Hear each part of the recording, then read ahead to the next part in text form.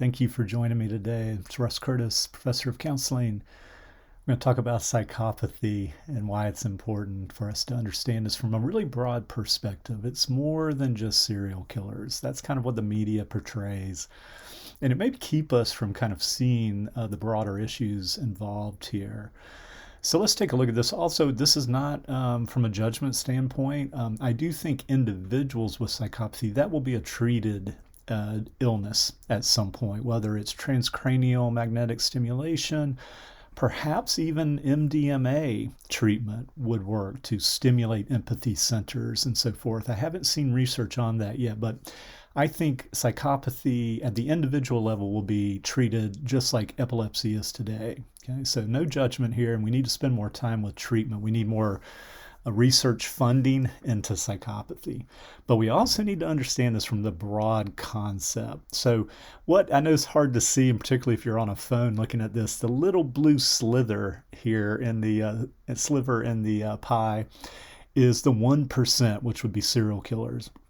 Of people who are higher in psychopathy, it's really only a small percentage that wind up being violent. But any institution that uses fear to manipulate people for money, power, or control probably meets some of the criteria for psychopathy. Now, all of this would be on a continuum from low to high. But let's look at psychopathy as a syndrome consisting of 4 domains.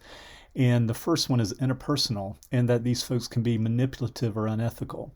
I should stop here and say that a company has been determined to be an entity within itself. So can corporate psychopathy be a thing? Can companies act in psychopathic manners? Possibly. But so let's look again more at the syndrome. These are all 4, and they exist at the same time. And that's what we need to look at when we think really broadly about psychopathy. So the interpersonal, manipulative and unethical. The affective, callous and insensitive, not doing things for your own good without concern for how they affect others.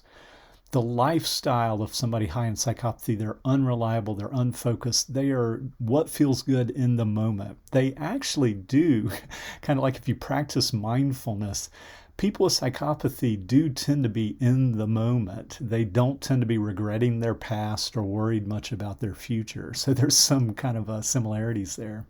Last but not least, antisocial characteristics of intimidating, aggressive, and this is where violence can play a role. But it's much broader than just the violent people, okay? So again, any institution that uses fear to manipulate people for money, power, or control, I would argue fit within psychopathy or the psychopathic range. It could be from low to high. So we'll talk more about that. Let me know your comments on this, and take good care. Talk to you on the next video.